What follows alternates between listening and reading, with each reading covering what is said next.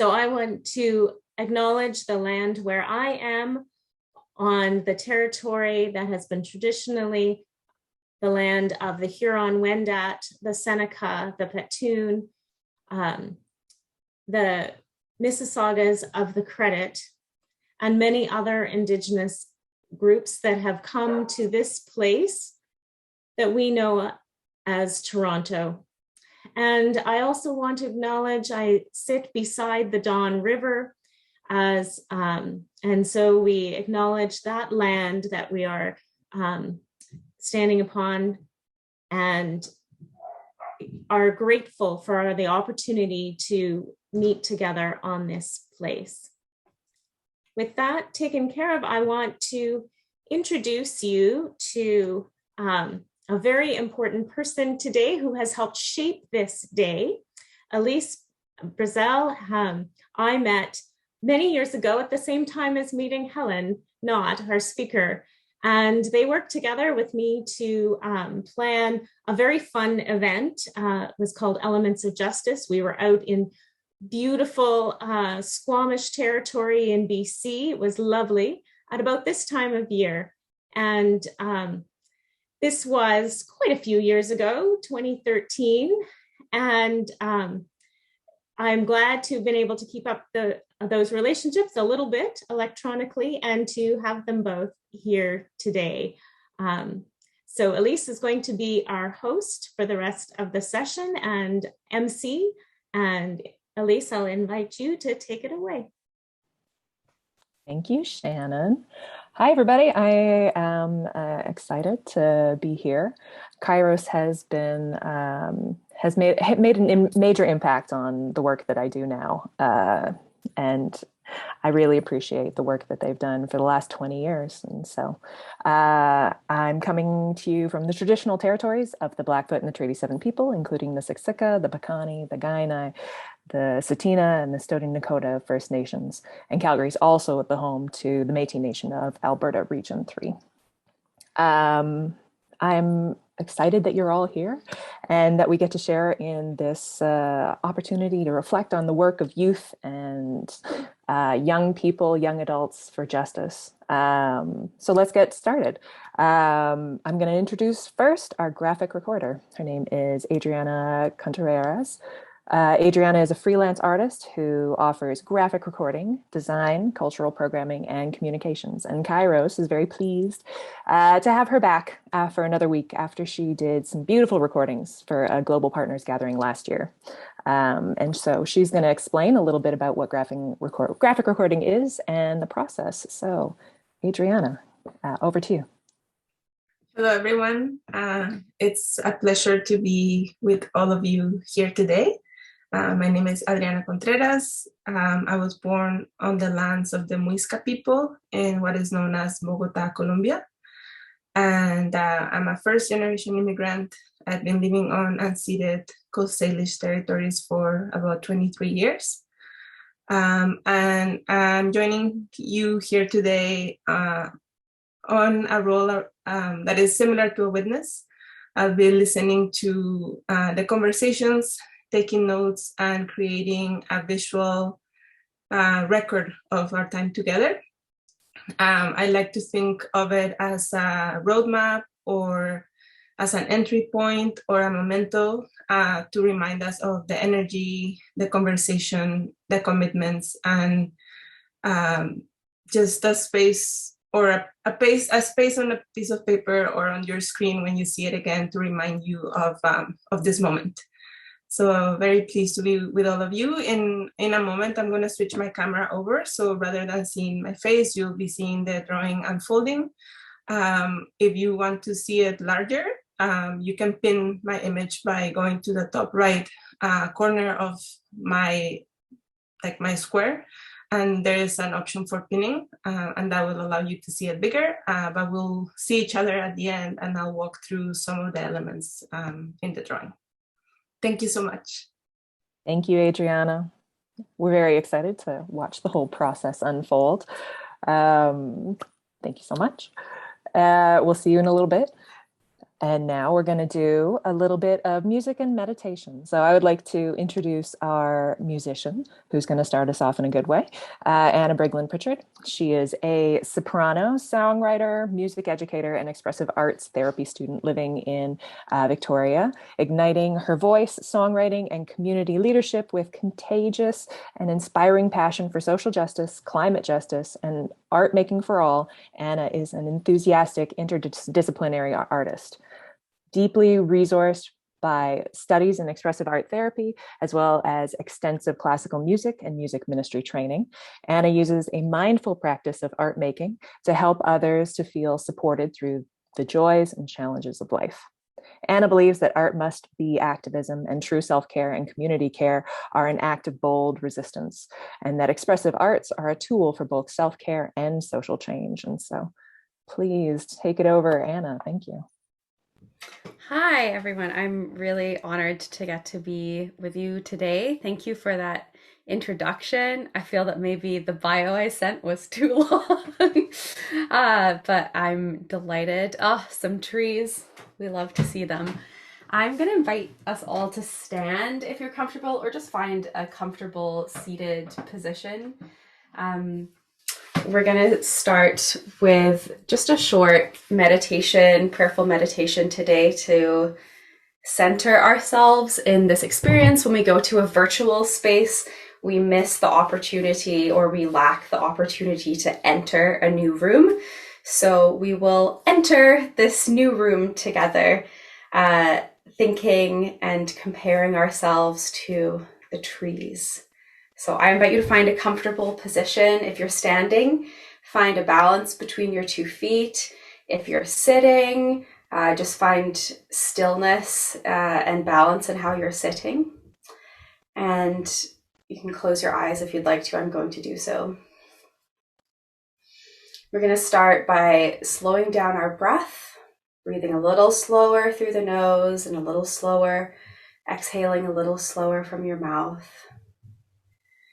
And we're going to start by imagining that we are trees and that we have roots digging deep into the earth. So imagine that your roots are able to break through the floor of whatever building you're in. If there are more floors below you, it's fine. It doesn't hurt anybody, but the roots just go deep down through every level of the building into the ground to find the nutrients that our roots need.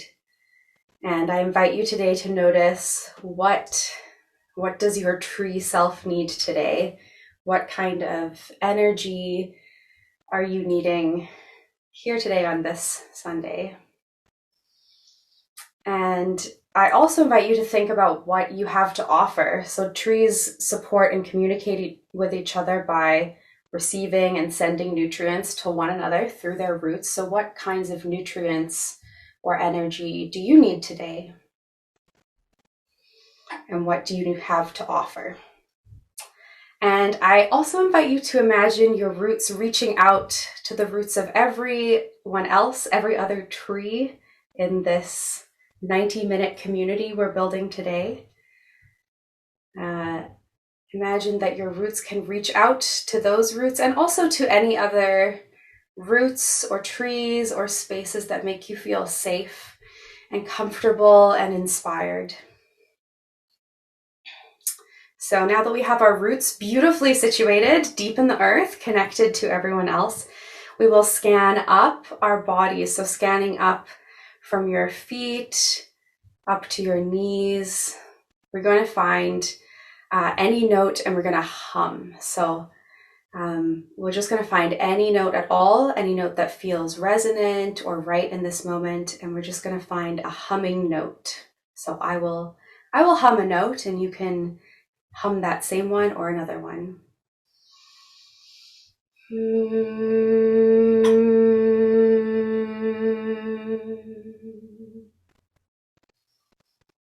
And noticing the energy that you might have or need, scanning up to your hips and core of your body. We'll find another note to tone or hum. Sometimes I think of toning as this opportunity to pray without words.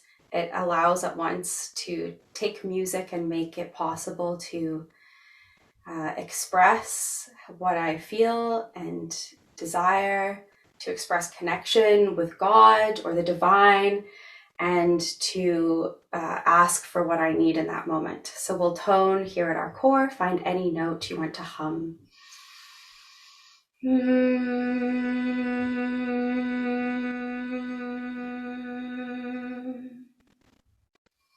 Then we'll scan up to our belly button and past our ribs, where your diaphragm lives, to help you breathe, and all of our beautiful lungs. Well, hopefully we have two.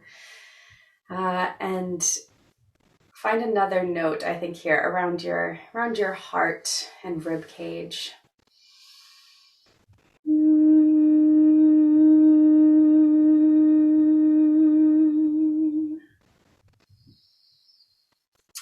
And then we'll scan up the rest of the trunk of our tree to our neck and throat, this place of identity and connection and expression, finding a note to tone around your larynx, around your neck and throat, back of your head.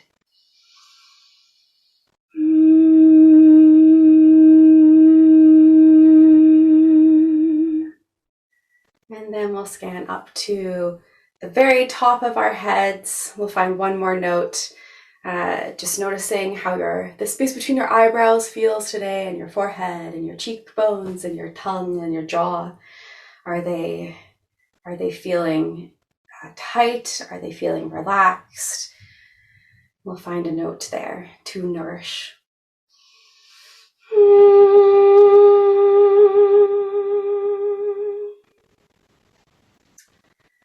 And I'll just lead a prayer that involves scanning back down the body, using the word God, but you can replace that word with any other word that feels suitable for you and your tradition. God, be in my head and in my understanding. God, be in my eyes and in my looking. God, be in my mouth and in my speaking. God, be in my heart and in my loving. May your mercy fall upon us. May your healing grow within us. May your beauty overwhelm us so that we may know your grace here on this land, here on this acre of God's love, surrounded by God's love. Thank you. You can find your seat if you were standing.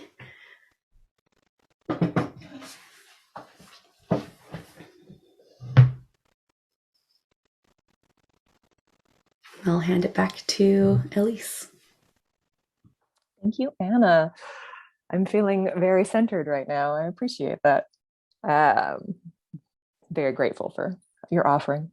And now I think it's time that we welcome our keynote speaker, who I'm really excited about because I haven't seen her in forever. So Helen Knott, I had the pleasure of running a prophetic poetry writing workshop with her at the KAIROS Elements of Justice gathering when we were younger, and she just blew me away. Helen is an activist, a poet, a social worker, a mother, and more. She's Deneza and Nahiawak from Prophet River First Nation in BC, and she's a published author. I've read her first book, In My Own Moccasins, A Memoir of Resilience, and her next book, Becoming a Matriarch, will be released in spring of 2023. So keep your eyes out for that. Helen's been involved with KAIROS.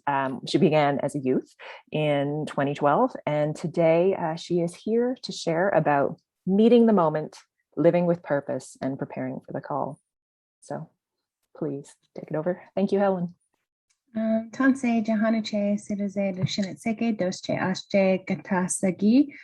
I am very happy to be here. I just want to thank Anna for that lovely offering and centering earlier. I just wanted to share really quick because I got an email this morning from my publisher. So my second book becoming a matriarch is almost like an offering to the women in my life. So my grandmother and my mom, who have both transitioned into the spirit world. And my publisher sent me the first email in response to that manuscript today. And the subject line was, "I love Bigfoot women." And that's my maternal last name. So I was like, okay, I did right by them. So showing up in the space, for me, it's also acknowledging them and pulling them into that space with me. So I've been involved with KAIROS, like Elise said, and Shannon, for quite a long time. And I was involved with KAIROS long before I even knew like what KAIROS meant as a word. I think it was only a few years ago that I was like, what does that mean?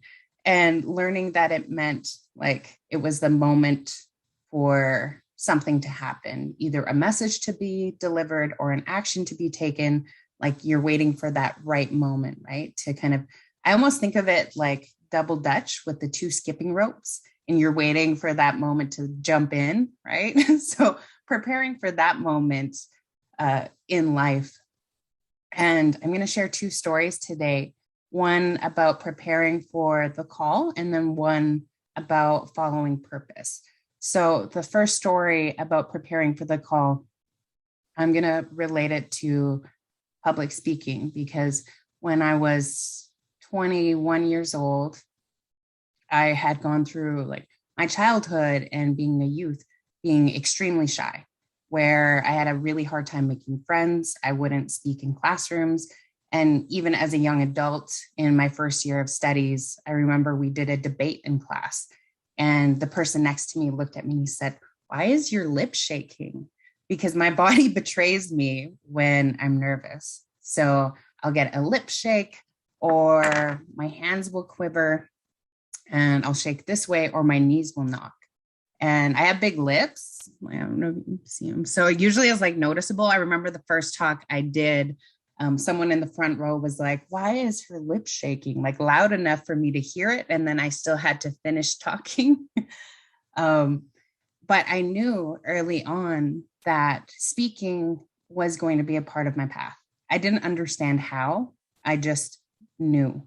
And I don't think I knew at what capacity, because I've spoken in different communities across Canada. I've spoken media levels, smaller levels, to full rooms, to, you know, sparsely dotted crowds at different social justice-based events.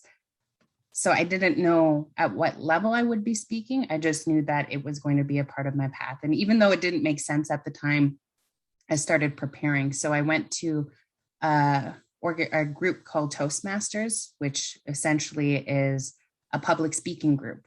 So you show up, they'll give you random things to talk about. You talk for 1 to 2 minutes.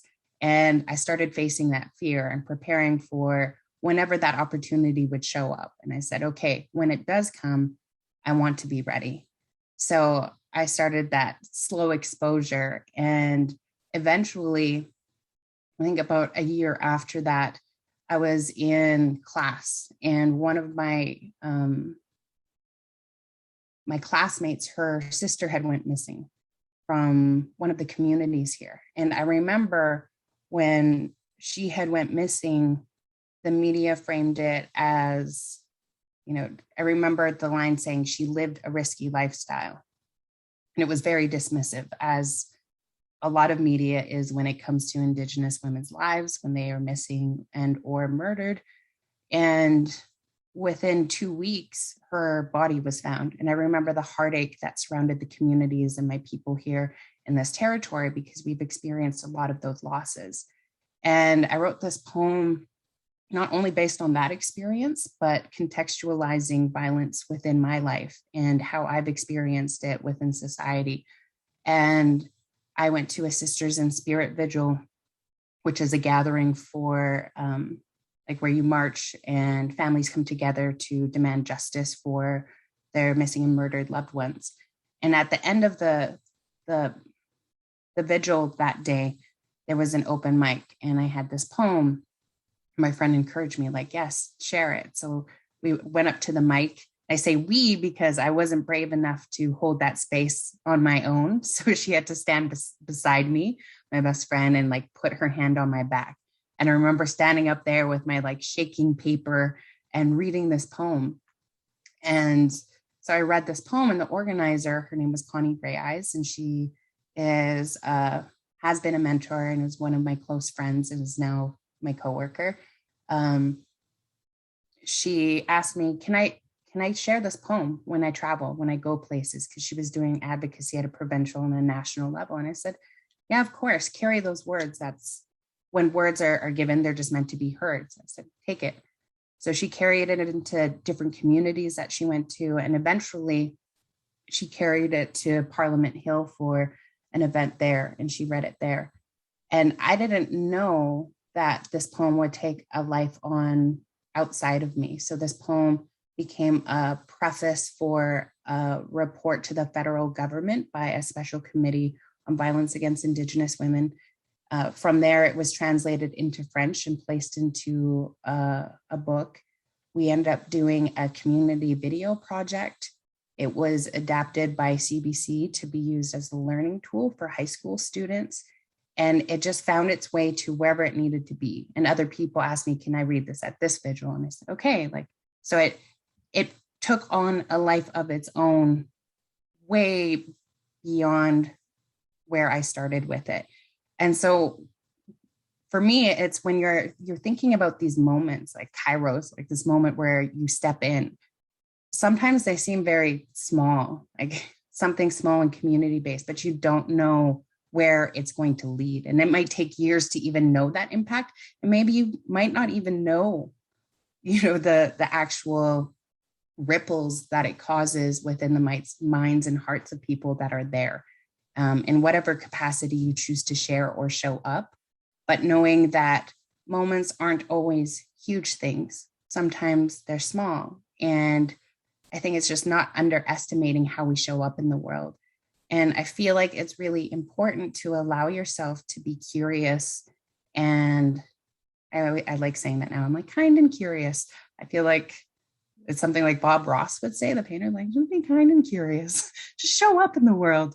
And so a current example is like, I keep thinking about doing a death doula training, which is like walking with people at the end of the end of their lives that transition into the spirit world. And for me, I'm like, this makes no sense. I don't understand why I'm drawn to this. This isn't my current area of work, but also realizing, hey, if something's telling me to pay attention, I'm going to allow myself to be curious and to take training in this and then see what shows up down the road, because I might not know where this knowledge will take me or how it will be used down the road. So I think that's one of those important things when you're preparing for the call, is just knowing that it can show up in a lot of different ways. And another thing before I move into the other story is just fear, is acknowledging that there's a scary element, because every time I stepped into place, I was terrified. Given like the visual cues. I remember one time I did a talk and there was a plastic podium, so it was clear. And like the top half of my body looked normal and I felt like in control, but the bottom half, like my legs were shaking and everybody's seen it. Like I couldn't hide it. But I always do a check with myself is, okay, am I scared of doing this? And look at my own resistance. I'm like, okay, yeah, I am scared. Well, why am I scared? Am I scared because I'll fail? Am I scared because people in the room might judge me? Am I scared because there might be actual ramifications, whether it be law-based and or otherwise, or will I be ostracized? Will family be angry with me? What does that look like? And where is that fear coming from? And I kind of sorted out between like what is real fear and what isn't real. So if it has anything to do with how I feel like I'll be perceived, or if I'll fail, I'm like, well, that's not real. Like maybe I will fail and maybe that's real, but that's not a real reason to say no to something, which is kind of a pain, especially if I'm really scared of something and I'm like, oh, you're not allowed to say no though. I was like, if that's just a fear, like you're not allowed. And I've set that rule with myself and just allow myself to show up. And I have this, I'll pull it off the wall. This is also my writing space. This note here on the wall. You can see it. but it says, Creator, I will take care of the quantity, you take care of the quality. So it's saying, I make this promise to show up and I'll put in the work, but for me, everything is reliant on my spirituality. And it's saying, okay, I'll show up, but you have to show up and make me good enough. You have to show up and give me the words. Even when I was writing this last book, I would talk to my mom and grandma and I was like, okay, girls, like, let's write this book. So knowing that I don't have to show up alone, that I have ancestors that walk with me into the room, I have Creator that walks with me into the room, and knowing that even though I'm scared, it'll be okay and I'll be taken care of. And then the next story, I don't know how long I have left. I totally didn't keep track of time. So Elise, if you want to give me like a hand signal, that would be really cool. Following purpose. And I could give like larger examples of how I've learned to follow purpose within my own life and where that's led me. But I wanted to start with something that seems smaller, like on a more personal level, because I feel like once you're able to identify how purpose shows up in your day-to-day relationships, it's easier to follow it going outward. So moving from like that personal to community to national to whatever, wherever it goes. So last year, my little cousin, she's a teenager, 17, and her boyfriend, they had broken up, and he was this bright, like vibrant young man, and he was so sweet. He had taken his own life last summer, and it was very tragic. And he was his mother's only son. And our family really hurt for their family. And we hadn't met her. I hadn't met her. I had met him a lot of times. He would come over and hang out with my son as well. And he was loved by our family. And so that happened last summer. In this spring, I was in the grocery store and I was just completing my grocery list. And there was this like nudge, like out of nowhere. And it was like, hey, go buy his mom flowers. And I was like, okay, I don't know his mom. I have never met her. I'm not going to go buy a stranger flowers because that's weird. And so I was like, no, and like shooed that little thought away. I was like, I'm not doing it. So I go about my day and I grab my like cilantro and my lime and whatever else I need. And I check out and I'm driving, go drop off my groceries. And then I'm going to go see my dad. I live in a small town, so everything is like 5 minutes away. So I'm going to see my dad. And then that nudge comes in. It's like, you need to get her something. And I was like, okay, well, that's weird. And I don't want to. And I was passing by this store that sells like candles and like home decor. And it was like, stop here. And I said, okay. So I stopped there. I said, I'm just going to walk around the store and like, I'm going to get something. And I may or may not choose to drop it off to this lady that I don't know. So I was like, okay. I grabbed a candle and I grabbed some Himalayan bath salts. And it was like, okay, this is what I'm going to grab. And then I got back in my vehicle and it was like, okay, I'm going to drive down, because I didn't even remember where she lived. I didn't know her name. I didn't know what she looked like and could vaguely remember where she lived. So I said, okay, I'm going to drive down like 2 or 3 streets. And if I recognize the house, I'll drop it off. So I drove down the first street and I'm looking around. No, don't see it. Nothing looks familiar. Drive down the next street. And I said, okay, and I'm having this conversation with this like crazy part of myself that I think's crazy. And I'm like, okay, you have one more street and then you're not doing this. And I was like, this is it. Like, then I can say I've tried. So I go down this last street and sure enough, I see the house. I said, okay, this is it. And I pull over and I think, well, how do I approach this woman that I don't know? And how do I even confirm that it's her? Like, I don't know her name. I don't want to say, are you so-and-so's mom? So I'm like, okay, well, here I go.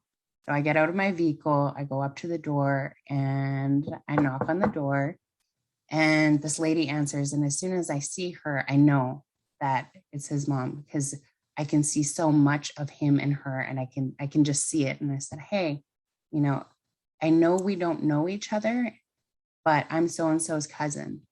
And even when she opened the door, I could tell that she had been crying, and she started crying, and she opened the door and she just hugged me. And so I held her, and I held her for a long time, and I just let her cry. And I said, I know that our families don't know each other, but know that we hold you up, like in prayer, that we think about you. And that I wanted to stop by and let you know that even though we don't reach out or haven't met, and I brought you these gifts. And she said, thank you. You know, I spent this morning crying, and it's been a really hard morning. And she said it was feeling very alone. So I'm really grateful that you showed up. And I said, well, you're not alone, because something wouldn't leave me alone today. Like, you're watched over, because something said, come and check on you. And I said, so know that you're watched over, even when you don't feel like it. And it allowed for this very human moment.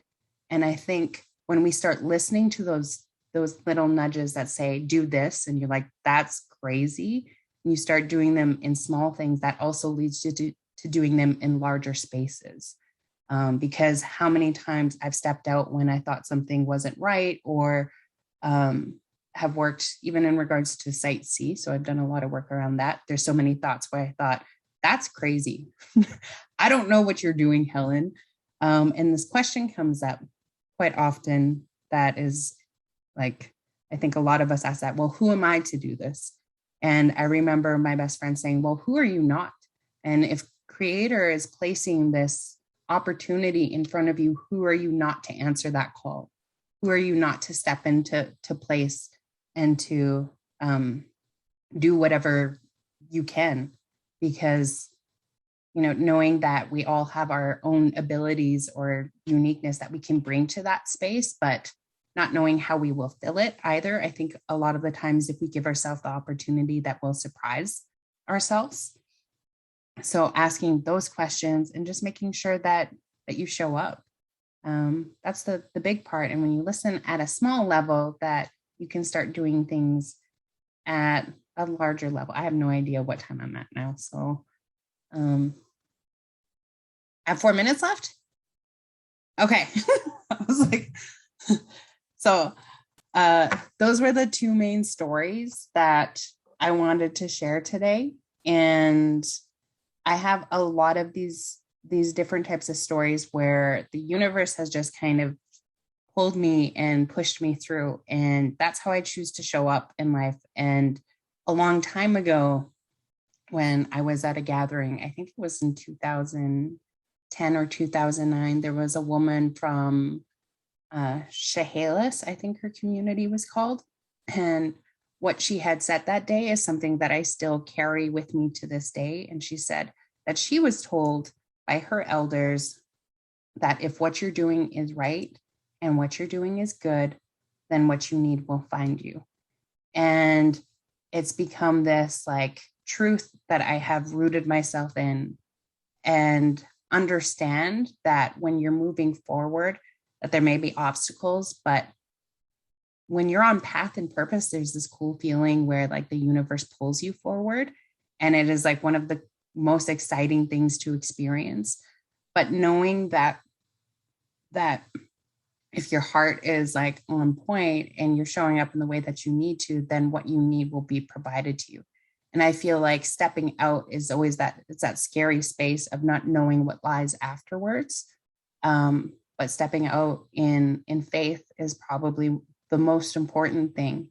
And that is tied to a longer story that I could tell about travel and mishap, about how I went to Nicaragua for the first time, but I sat with that. And yeah, there's just so many different ways that we can show up in the world. And I just want to encourage everybody to continue to be kind and curious, and to answer calls, and to know that you don't need to know all the answers all the time, that sometimes you just move when you're meant to move. And I always do this like internal check too, even when I'm in rooms and I feel like something needs to be addressed. I ask myself, like, will I be okay at the end of the day if I don't say anything?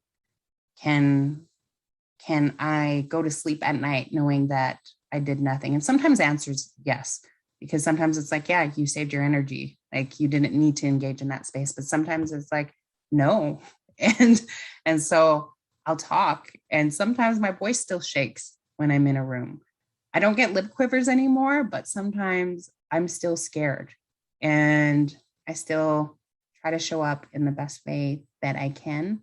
And I just want to say thank you for this opportunity to be able to come in and talk. And I'm grateful for KAIROS and their role in shaping my trajectory as an individual and giving me that, I guess, like opportunity to build faith within myself and my ability to show up in the world, because it's been super impactful. So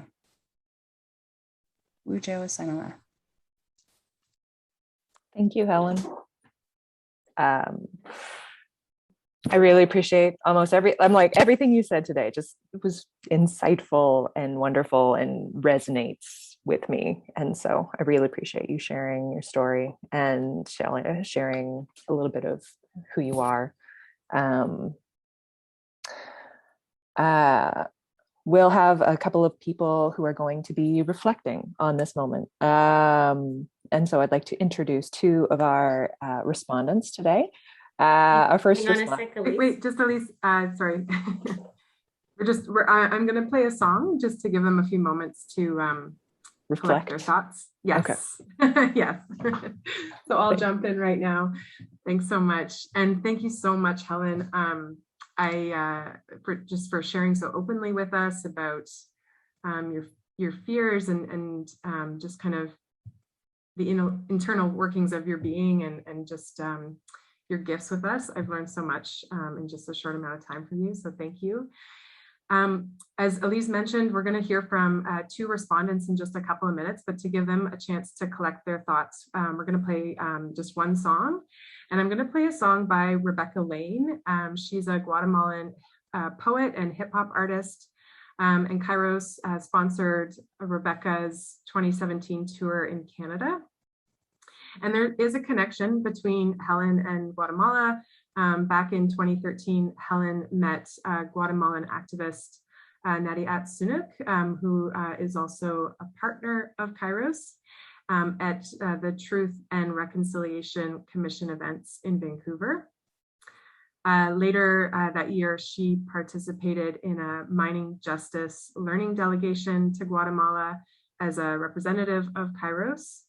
And later in our program today, we are going to support an action in support of the truth and reconciliation process in Guatemala. And we'll do that right after we hear from our respondents. So we thought that this song would be a nice way to just tie us from Helen to that collective action, which she had kind of asked that we seek to support something in connection with Guatemala. So I will play that song now. The song is called Ciudad de Color, or City of Color. It is in Spanish, but we would be happy to share. I'll share a link to the artist, and we can always get you a translation of those lyrics. But just take a moment to reflect on Helen's words as you listen to this.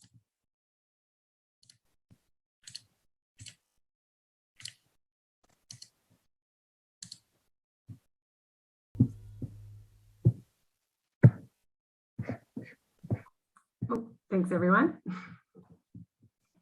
Great. Thank you for that musical moment. The artist name and link is in the chat, I think, correct? Yeah, great. Yes. And so, yeah, let's take a moment to introduce our respondents. So our first responder is Juan Fukundo. He is a 30-year-old first-generation Colombian immigrant who is passionate about human rights. Juan was an excellent interpreter and accompanier when KAIROS partnered Kelly Campo Becerra, a leader of the youth movement of the Popular Feminist Organization, who came to join in the in-person KAIROS Atlantic gathering in 2019, Streams of Justice. And our second respondent is going to be Rebecca Hamilton. Rebecca is a 19-year-old climate justice organizer, originally from the unceded territories of the Musqueam, Squamish, and Tsleil-Waututh nations, or what is known currently as Vancouver, BC. She has been involved in organizing climate strikes and building youth power for climate action through Sustainability Teens and Climate Strike Canada. Currently, she is a first-year student at McGill studying religion and geography, and she is continuing climate organizing through a long-term planning project called Front Loading. So let's welcome Juan first. Hey, Helen, thank you so much. That was so good. That was just really good. There's so much to unpack. I guess what I saw, there was like a trajectory between the two stories that you were talking about, which I thought was really interesting. First, there's like there's a transformation of, I guess, of the world and of what happens, just through your own vulnerability and through your own kind of like facing up to the fear of like being rejected or like dealing with something.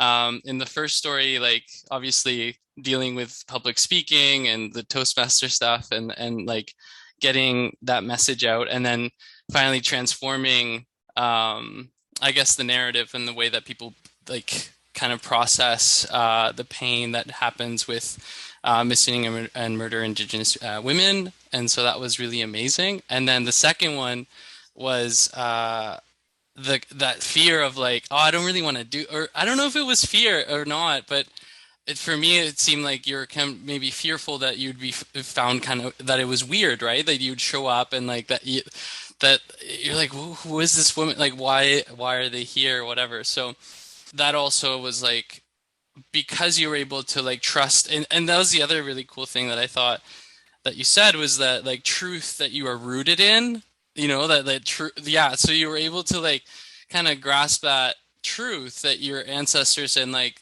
the kinds of nudges that you're getting are actually helping you in some way, to overcome that fear and to become vulnerable, and then that transformed that that person's life when you showed up at their house.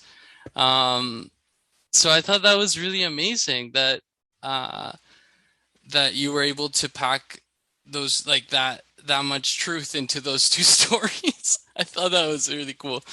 And then that connection between those the kind of transformation that happens when people start listening to themselves and knowing who they are and where they come from and really facing up to the fears that they have. And so I thought that was amazing. So thank you so much, Helen.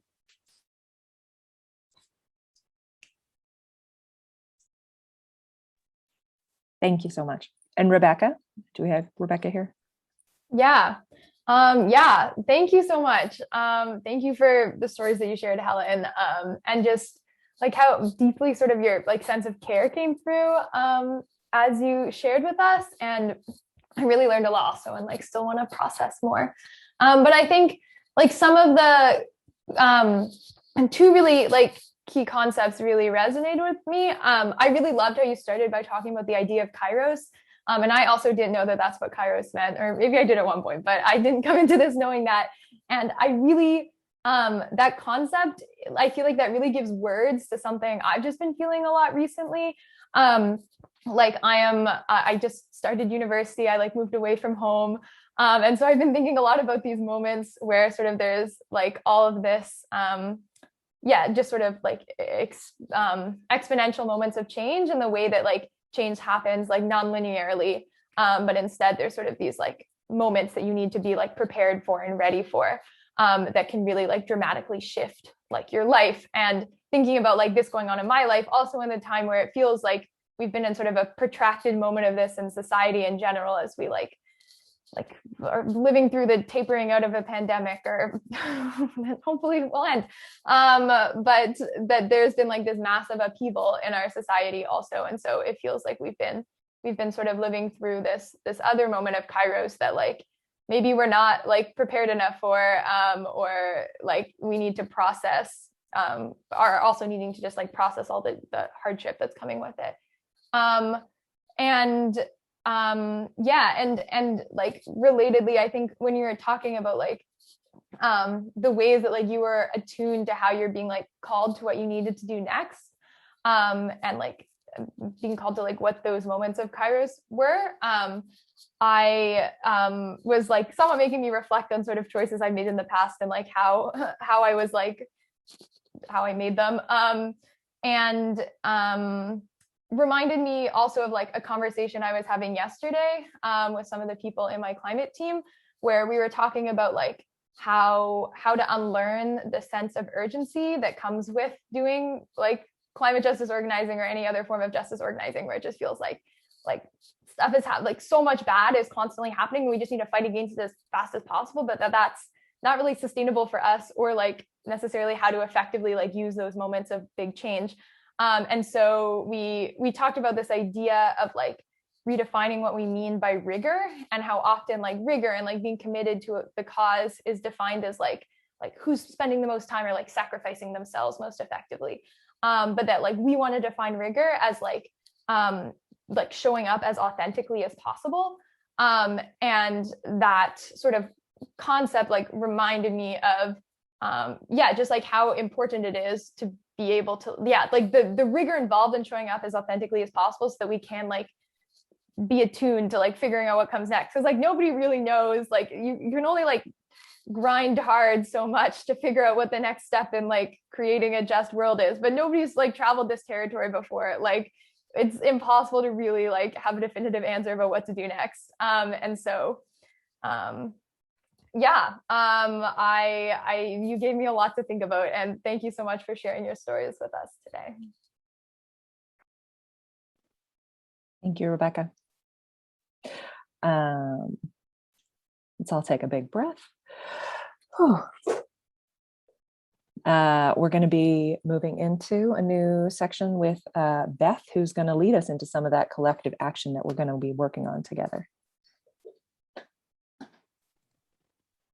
Great, thank you, Elise. And I welcome anyone else to share their words of thanks or reflections that they've also had while listening to Helen, or even listening to Rebecca and Juan. I saw a lot of head nodding and a few things in the chat. So feel free to keep sharing those with all of us. We would love to hear from everyone who has joined us together today. We're going to move into our collective action. And we wanted to have this moment in our gathering to one, acknowledge that we are unstoppable, and that when we come together in any given moment, we can do something that creates change. And we just wanted to bring all of our voices together in this, as kind of Anna put it, we've come into this 90-minute community. And so let's use that 90-minute community to take action together and feel the power of our voices. In this case, it will be the power of you typing on your computer. So I'll just give a bit of a background about the action that we're going to do. I mentioned earlier that it is in connection with our partners in Guatemala. And one thing that KAIROS does is responds to calls for solidarity and for accompaniment. And this one came from our partners in Guatemala. So right now, partners in Guatemala, as well as Canadian-based civil society organizations, are concerned about the judicial process, or it's more of a crisis that is unfolding in the country. The federal government of Guatemala is and has been attempting to thwart and get rid of officials and offices that were put in place as part of the truth and reconciliation process that is underway there. So there is, for those in Canada who might not have been aware, there's a process for truth and reconciliation in Guatemala as well as in Canada happening concurrently. Most recently and alarmingly, the prosecutor leading investigations of violations during the armed conflict in Guatemala was removed from her duties as part of the Human Rights Office of the Public Ministry. So an organization in Canada called Co-Development Canada, they are an organization based in British Columbia, and they work for social change and education in the Americas, is circulating a petition for signatures. And so we are going to pop the link for that petition into the chat right now. And Shannon has, she's put a Google Doc, a link to a Google Doc, which provides a bit of an explanation. If everyone wants to open that document up, you will see a bit of the background, which I just shared with you. And then you will see a link to a change.org petition. And I will pop that also right into the chat. Oh, she did, great. So we put that in, and we just want you to go to that change.org petition right now and take a moment to sign it. And if you're really quick at typing and submitting that, we ask that you would then share it on social media or send it to a friend, or just amplify it in any way that you can. So we are just going to take a few moments to do that. Yes, thank you. A comment in the chat, government of Guatemala is denying the presence of Indigenous peoples in Guatemala. Yeah, this action is, it's important in connection with just the connections with Canada, and recognizing that we have to hold colonial governments to account, maintain pressure on governments to fulfill their truth and reconciliation processes, but especially important because many of the victims of Guatemalans' armed conflict are Indigenous peoples. We're Indigenous peoples, and these are the partners that we work with. So we welcome you to, invite you to sign that petition right now. And you'll also note in the Google document that we've included some links to learn more. We've included links to the activist that I mentioned earlier, Nadi Adsunak, who was invited to the Truth and Reconciliation Commission events to give witness back in 2013. You'll see a link to her statement to that commission. We've also included some links to learn more about both the Truth and Reconciliation process in Guatemala and in Canada. So you can deepen your learning about the need for those. Yes. And yeah, invite anyone who wants to share anything about that action, or if they want to say done, or put their thumbs up, or give us a little reaction to say that they've done that, then we can move on with our program. I'm seeing some thumbs up now. Look at all these thumbs going up. Thanks, everyone.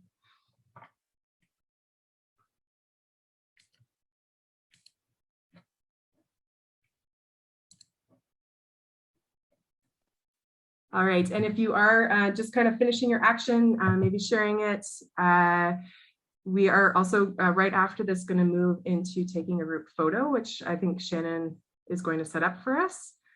But if you didn't have a chance to quickly write down on a piece of paper, spirited action or justice, I believe those were the 3 words, yes. Then maybe you take a moment to just grab a marker that's conveniently right beside you and take a piece of paper and write that down so we can hold it up for the photo. All right, so I'll let Shannon take us into that. And I see some people are already stoked and ready to go with their signs. This is great. That means you've done the signing of the petition and we are ready for a photo. Thanks, everyone. Are you going to play a piece of music, or are we just going to move on? I think we can just move on if everyone yeah, took the thumbs up as a. Yep, we're ready to go. Yeah. So folks that don't have your cameras on, if you're willing to turn your cameras on, we'd love to see you. If you're not comfortable with that, that's totally fine. Oh, look, Adriana is getting into it here. I made all three just to see who had them, which ones had the most, and I'll fill in the blanks. So, Joy, can you get yours a little closer to the camera? And you a little closer to the camera? I probably have to be a little farther from the camera. So we're going to just give everybody a moment to get their sign, and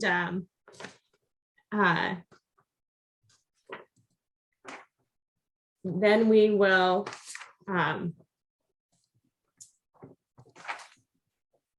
anyone else? I'm going to hide these non-video participants so the others can get bigger.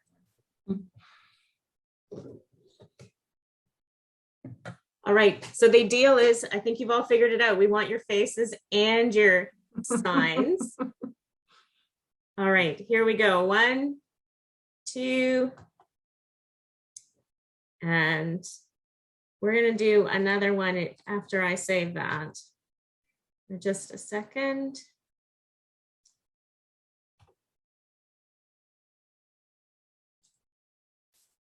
Hold tight, folks, I'm coming back.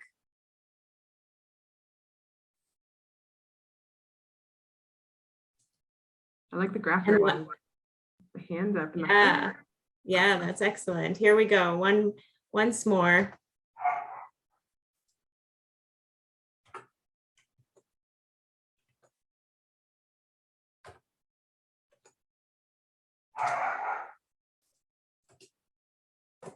Okay, folks, I think we've got a few good shots. Thanks so much. Thanks, Shannon. All right. Beautiful, beautiful signs. Well done.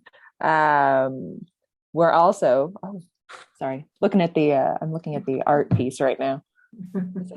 That's pretty impressive. We're going to do our message from Colombia first, right? Yes. Okay.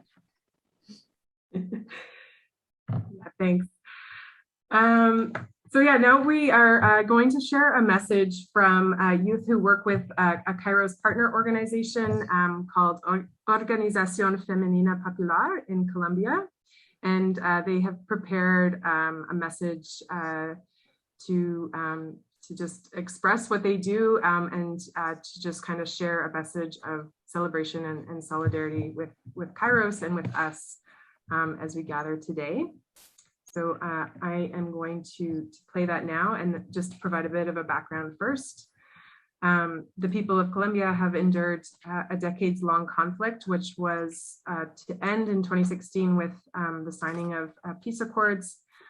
Despite this, the peace process period has been marked by conflict, and women have been the main victims of that war through gender-based violence at the hands of soldiers on both sides of the conflict and continue to be at risk. KAIROS's partner in Colombia, OFP, works with determination and creativity and compassion to implement the peace process across the country. They are a grassroots feminist organization that has been around since 1972. They're one of the largest, most well-respected women networks in the country. And their team educates communities on the details of the peace accords to help them act on the agreement where they live. And they are one of KAIROS's Women of Courage partners. And I will drop a link into the chat so that you can learn more about OFP and their role in the Women of Courage program. OFP also accompanies youth in building peace and justice in Colombia, and they have a very vibrant and creative youth programming. And it's participants from that program which bring us this message, which I'll show now. And there are subtitles, so I hope that all works for us as we show this.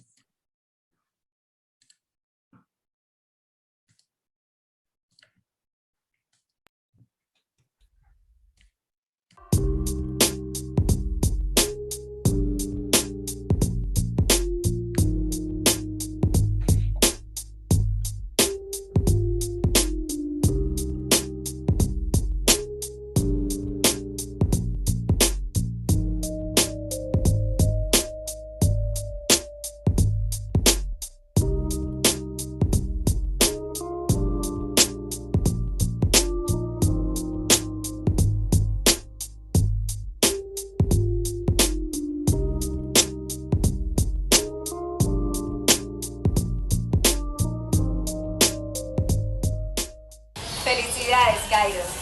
Felicidades, Kairos. Felicidades, Kairos.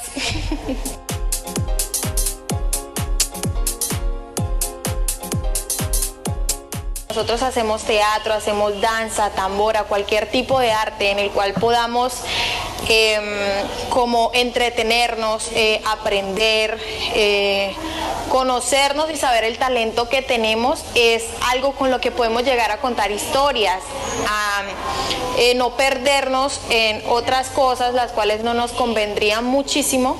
Y el hacer arte es como tú mismo te expresas, tú mismo sueltas como lo que llevas por dentro, sales de la monotonía totalmente la que tienes, te sales de ese entorno en el cual te abstruyes tanto, y en el momento de que tú haces arte logras completamente estar en otro mundo.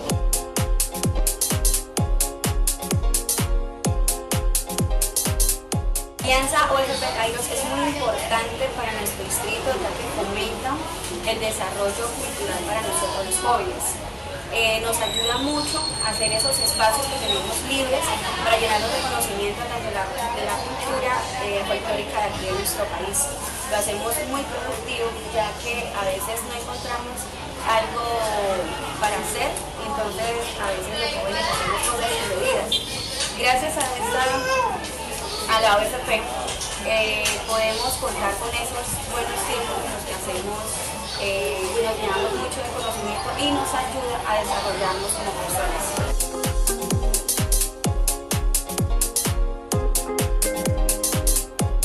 Compartir con otras personas es algo supremamente importante, ya que cuando yo le doy, usted me entrega y estamos haciendo una retroalimentación, y esa retroalimentación mantiene nuestro cerebro activo, y un cerebro activo vive mucho más tiempo. Es decir, es benéfico para nuestra salud y en general para todo. Entonces yo diría que eso es lo que quiero, ese es el mensaje que les doy a los compañeros de Canadá, y que hagan arte, que lo muestren, sin importar cuál sea la expresión. Todo lo que nosotros hacemos es valeroso e importante, porque siempre va a haber una persona interesada en poder entender lo que está haciendo otras personas alrededor del mundo. Bueno, de todas formas, yo no dudo, a todas más personas les doy un saludo, porque yo no soy un ser testarudo, y yo voy para adelante porque mi persona sí pudo. Así que a todos les doy un saludo bien grande, a toda esa gente que es gigante, porque yo mido 1,80, pero cuando los miro así, se dan cuenta, son altos, son gigantescos, pero yo les doy como un gran saludo, y eso es lo que les ofrezco. Hoy no está siendo fresco, pero vengo esto para rimar refresco, por supuesto porque hace bastante calor, pero el día de hoy hago protesta, porque el arte sí se manifiesta. Un saludo para los extranjeros, noticias extra para vosotros. Kairos y la OFP trabajamos para transformar la vida de las y los jóvenes y construir un mejor futuro para nuestra región.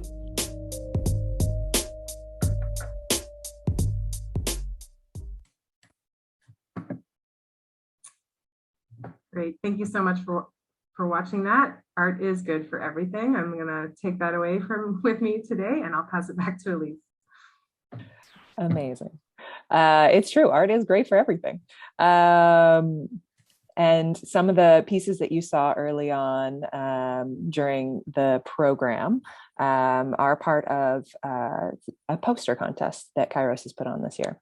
And so to mark its 20th anniversary, KAIROS wanted to lift up some of the artistic work of young activists. They asked for original artwork that shares a message of justice, peace, and hope, and artwork that helps, that will help the movement and the community embrace this KAIROS moment that will lead to action towards a just and sustainable world that we want to build. And so now is our opportunity to announce our poster contest winners. So there are two categories of prizes. First off are the cash prizes, which are based on the art that has the most online votes.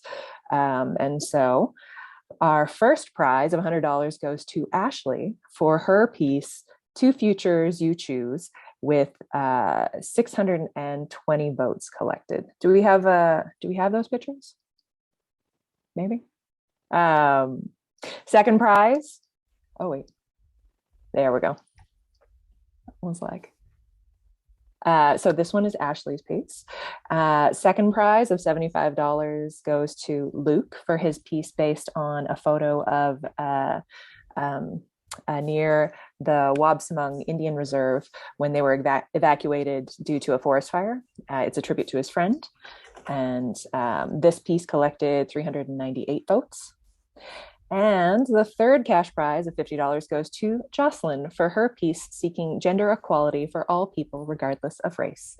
And this piece collected 173 votes. So congratulations to all the winners. The other category was the KAIROS Choice Award. So this is an award that was given to submissions that the judges felt best represented the work of KAIROS and the goals of KAIROS. And these pictures will be given further profile as they're featured in future public resources from KAIROS. And so the judges, they wanted to give an honorable mention for strong concept and art to two posters. There's one poster saying plant possibilities in our oceans, don't contaminate them with waste. And the other one is a microplastic bird. Let me see if that one, there we go. They also wanted to give an honorable mention for a really strong artistic concept with one of with two earths that says, nature used to fill the earth, but now our greed has overrun it. So honorable mention to all of those. But the KAIROS Choice Award has actually been given to two pieces this year. And so that KAIROS looks forward to using them in future justice work. The first one is the sunflower, which reads climate justice, save trees, equality, and save our wildlife.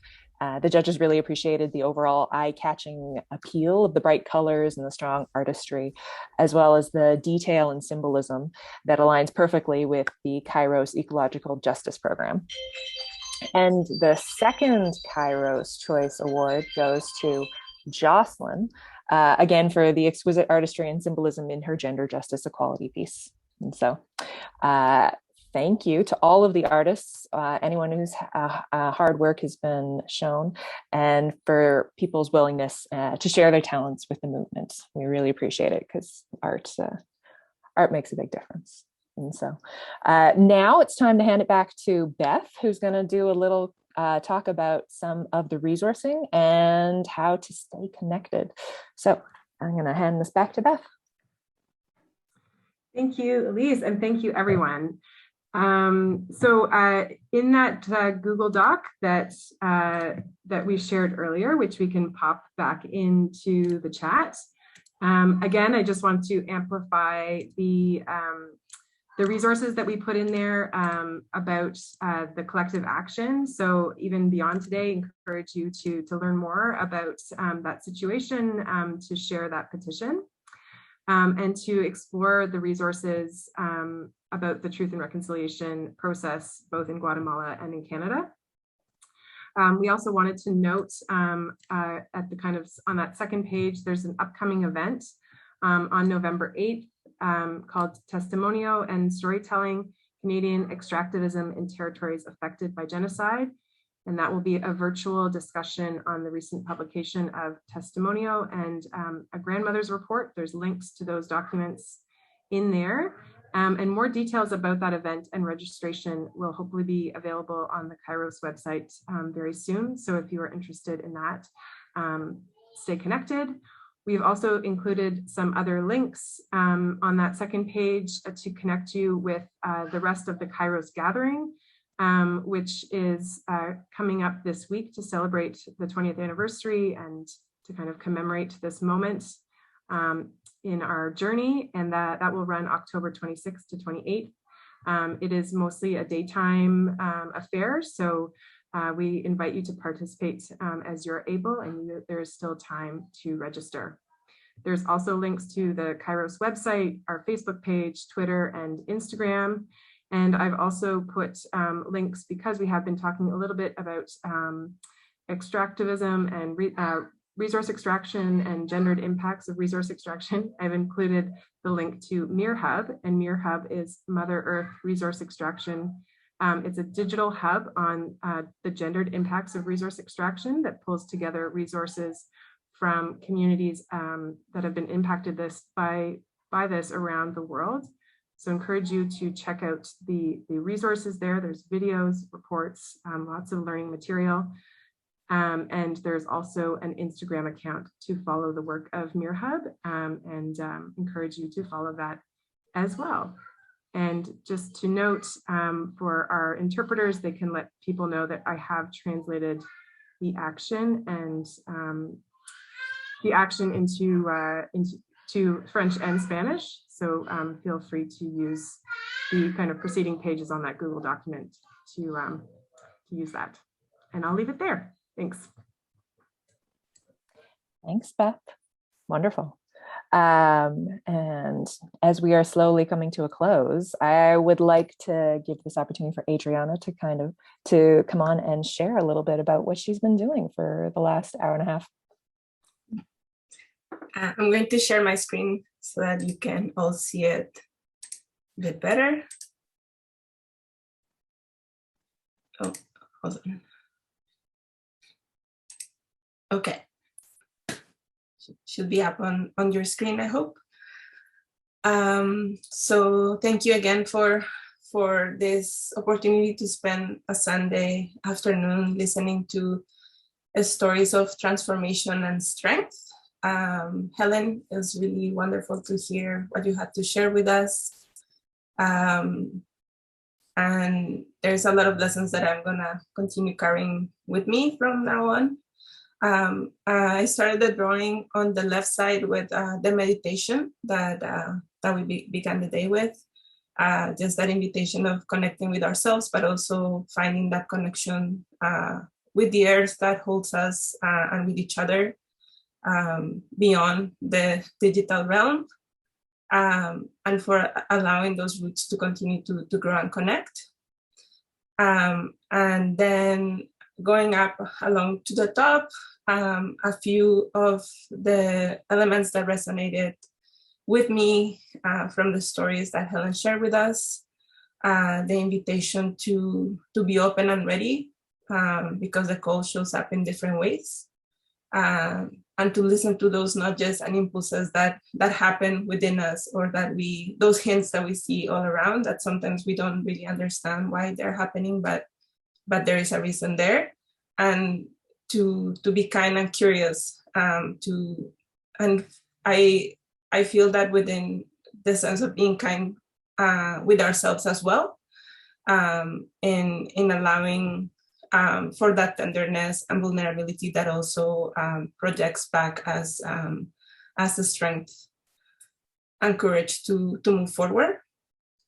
And also the invitation to not underestimate how we show up in the world, which is, we do it, I tend to do it easily. Sometimes I underestimate the small actions, and eventually I realize what impact they've had.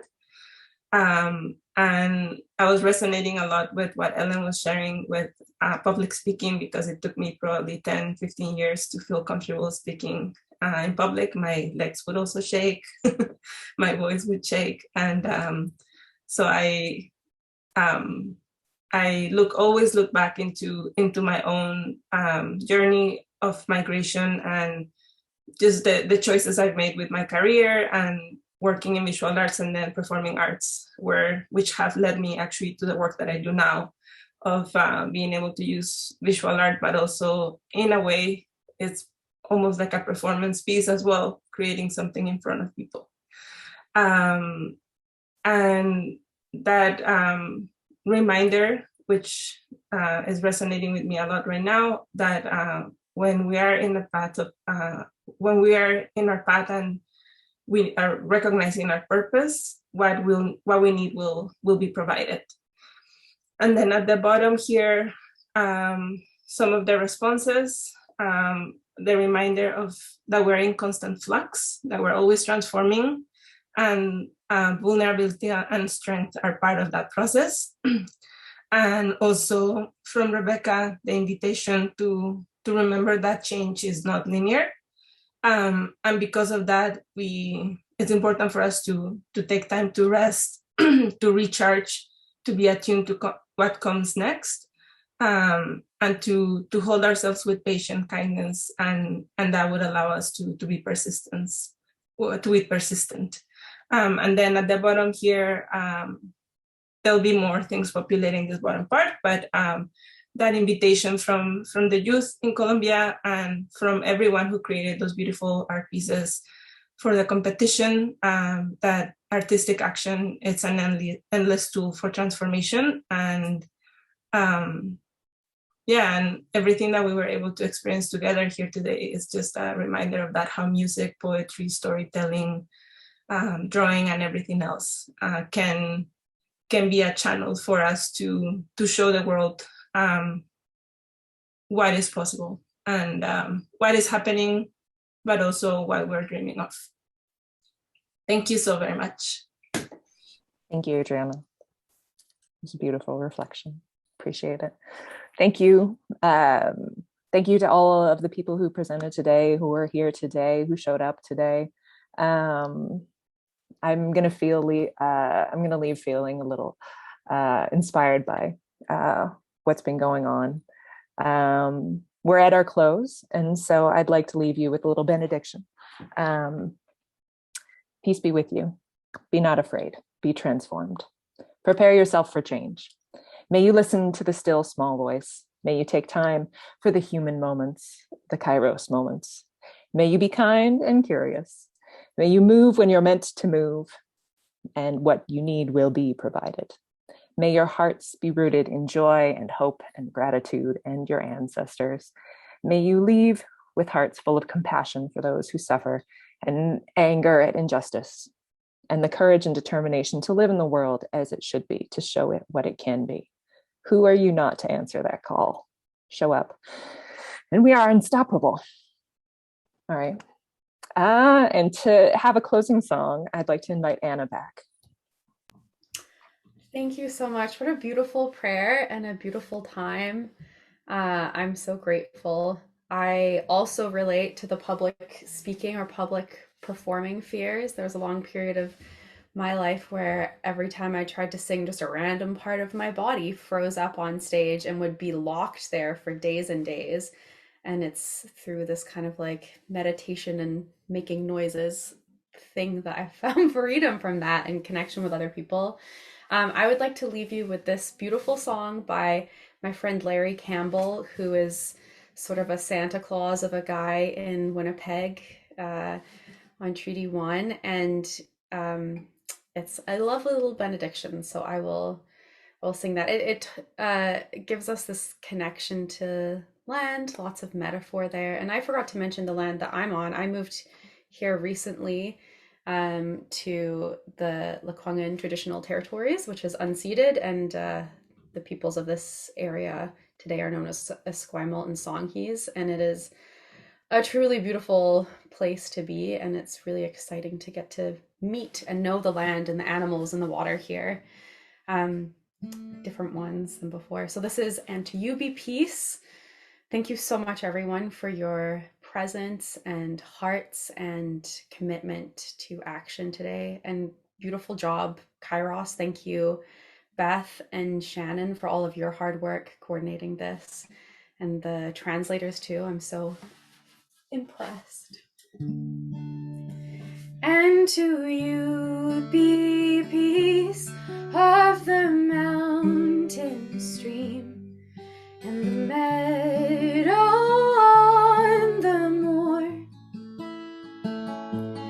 like the rustling leaves on a gentle breeze.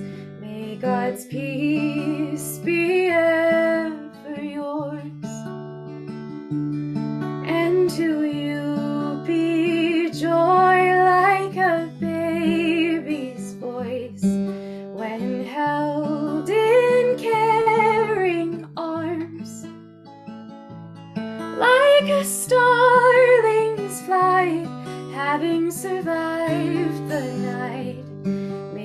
God's joy be ever yours, and to you be love like the rain that falls, giving life and washing clean. Like the tree's stretched arms, keeping the birds from harm. May God's love be ever yours, and to you be peace of the mountain stream and the meadow on the moor. Like the rustling leaves on a gentle breeze, may God's peace be ever yours. May God's peace be ever yours. May God's peace be ever yours.